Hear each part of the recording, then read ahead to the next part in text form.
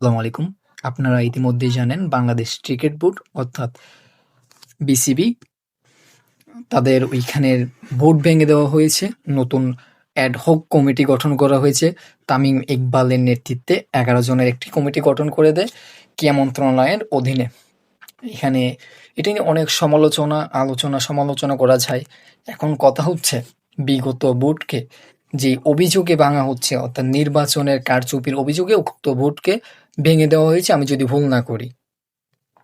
একে আমরা এই ১১ জনের ভিতর আমরা দেখতে পাই যাদের বিভিন্ন জনের ক্রিকেটীয় যে অভিজ্ঞতা দরকার বা হলো যে ক্রিকেটের যেই কোনো ব্যাকগ্রাউন্ড নেই, নতুন অনেক মুখ আমরা দেখতে পেয়েছি।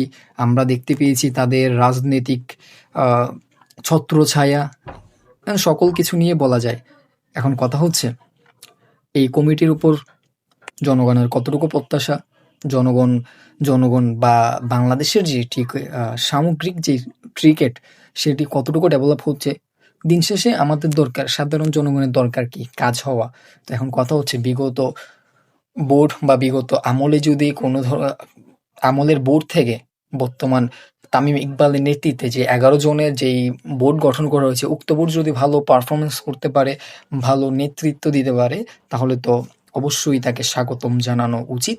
আর যদি দিতে না পারে তাহলে অবশ্যই তাকে সমালোচনা করা উচিত বলে আমরা মনে করছি। এখন দেখা যাক, শুনেছি ৩ মাস ভিতর বা ৩ মাস পর উনারা নির্বাচন দিবেন। উক্ত নির্বাচন অর্থাৎ নির্বাচনের মাধ্যমে নতুন করে কমিটি গঠন করা অর্থাৎ বিসিবি গঠন করা হবে। এখন বর্তমানে তামিম ইকবালের নেতৃত্বে বিসিবি রয়েছে বা বিসিবিতে একটি অ্যাডহক কমিটি রয়েছে যারা ক্রিকেট পরিচালনার দায়িত্বে রয়েছে বর্তমানে। তো সামনে কি হয় আমরা দেখছি এবং তাদের ফলাফল, সফলতা, ব্যর্থতা নিয়ে অবশ্যই আমরা আলোচনা করব। আমরা